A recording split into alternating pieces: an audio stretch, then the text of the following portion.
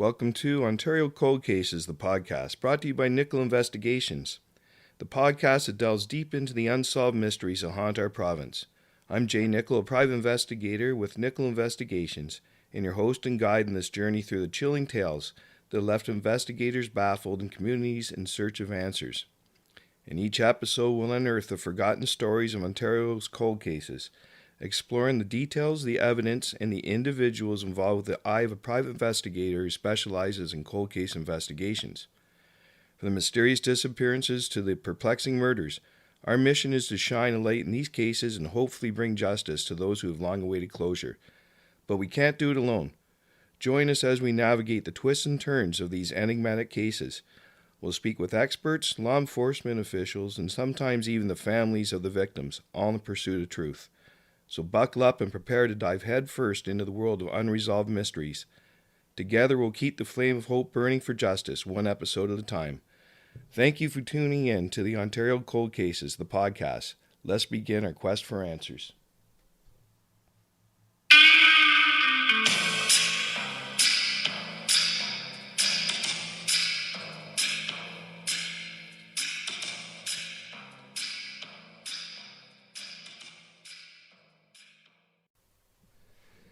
Hello and welcome to Ontario Cold Cases, the podcast, Season 1, Episode 6.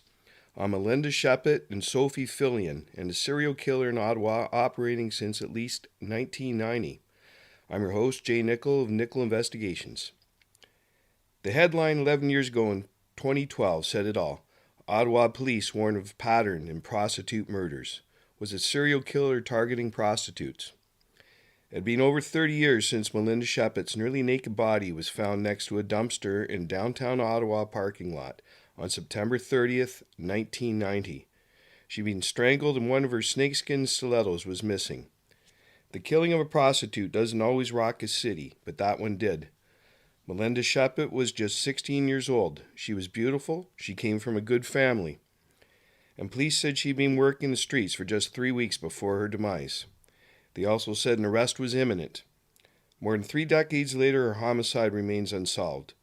But there are tantalizing hints of a turning point in the case, and perhaps in the cases of other sex workers who have lost their lives while plying their trade in Ottawa. Police Chief Vern White in January 2012 told local sex workers that a serial killer may have been operating there since at least 1990. At the time, there were 6 unsolved murders of sex trade workers in Ottawa since 1990. Since then, some have been solved. I believe 2 may very well be connected. That of Melinda Sheppit and Sophie Fillion.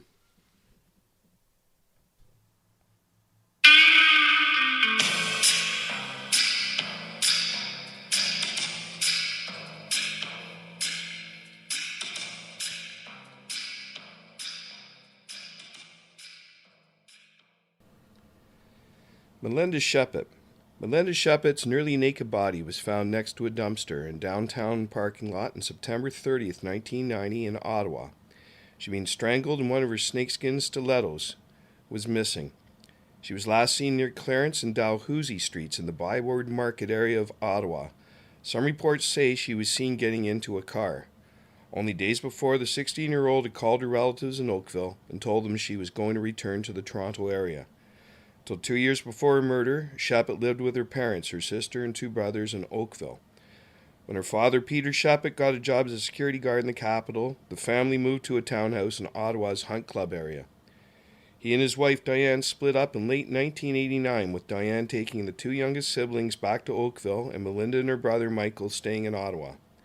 Sheppit turned to prostitution 3 weeks before her death. A psychological profile said the killer was likely an introverted night owl, a 25 to 30-year-old who still lived with his parents and had little self-confidence. Melinda, a student at St. Patrick's High School, was pregnant at the time of her death. Friends and family said she was confused and unhappy, and a woman who knew her said she was living with her pimp, who wouldn't let her come home each night unless she had earned $600. Police interviewed one man for 10 hours, but released him. Sophie Fillion. Sophie Fillion, 23, was an occasional sex worker whose body was only wearing a slip and was stuffed into 2 garbage bags and left in a Westboro parking lot in early December of 1993. The remains had been there several days.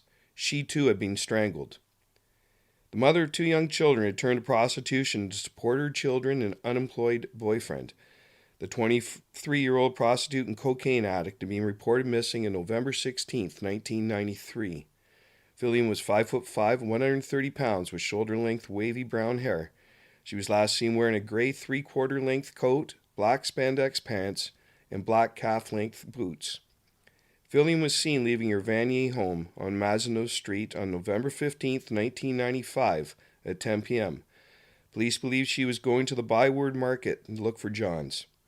She'd been missing for more than 2 weeks and was last seen getting into a white delivery van downtown near Kent and Laurier Streets. Police later said they narrowed the investigation to a single suspect, but no arrest has been made. Up next, the investigation.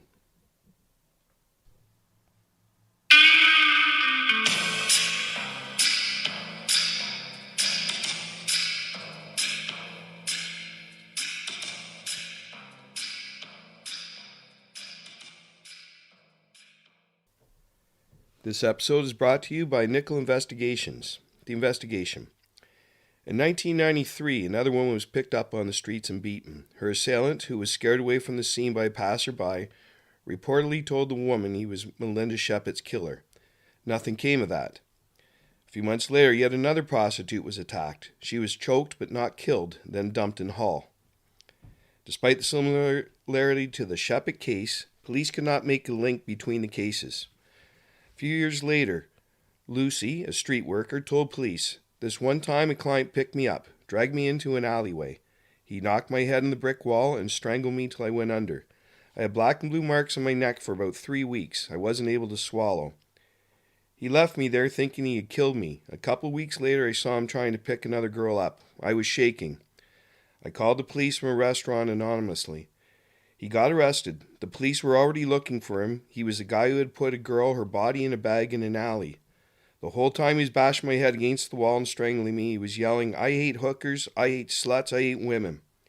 Despite both reports, no arrest was ever made. Up next, the suspects.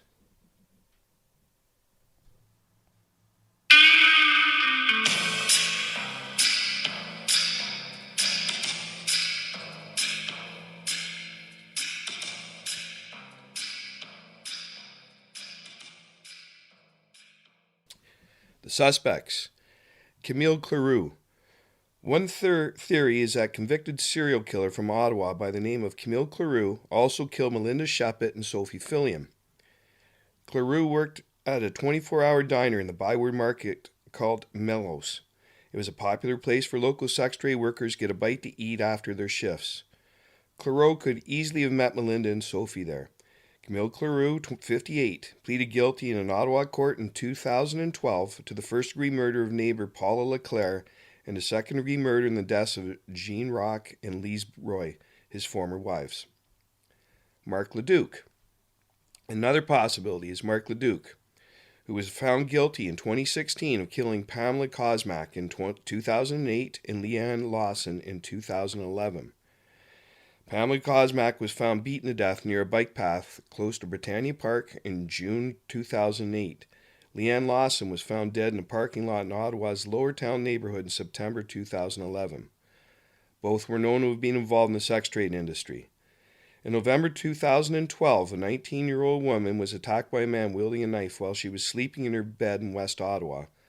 The woman was able to break free and stab the man with his own knife. Leduc was arrested for aggravated sexual assault and later charged in 2 separate murder cases from years before. The blood left at the scene of the sexual assault contained the same genetic material as the DNA left on the bodies of Kosmak and Lawson. Michael Wayne McGray.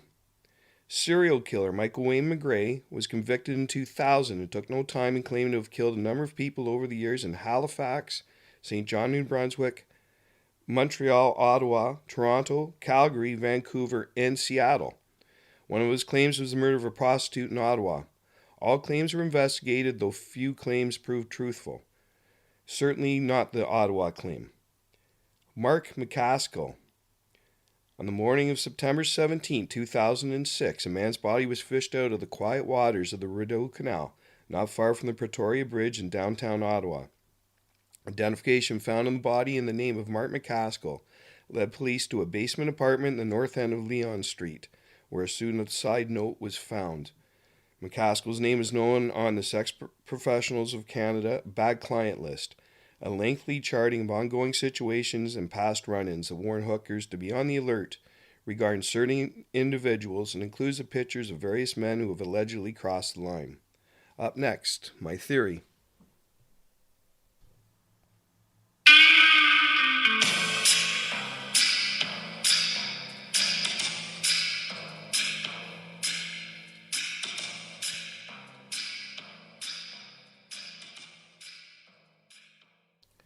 This episode is brought to you by Nickel Investigations. My theory. Some believe Mark McCaskill is the most likely suspect and was apparently the main person of interest according to the police. Others believed he was bullied, ridiculed, and harassed into killing himself. I don't believe McCaskill was involved. Martin LeDuc does seem the most plausible of the suspects, though I believe the murders of Melinda Sheppit and Sophie Fillion were committed by a yet unidentified individual. I also don't believe this person just stopped. I've yet to confirm if there are any DNA forensics that were recovered from either murder. So thank you for listening to the weekly Ontario Cold Cases, the podcast, brought to you by Nickel Investigations. And please consider subscribing at Patreon, Spotify, YouTube, or Apple Podcasts. And our next episode will be out Sunday, November 19th.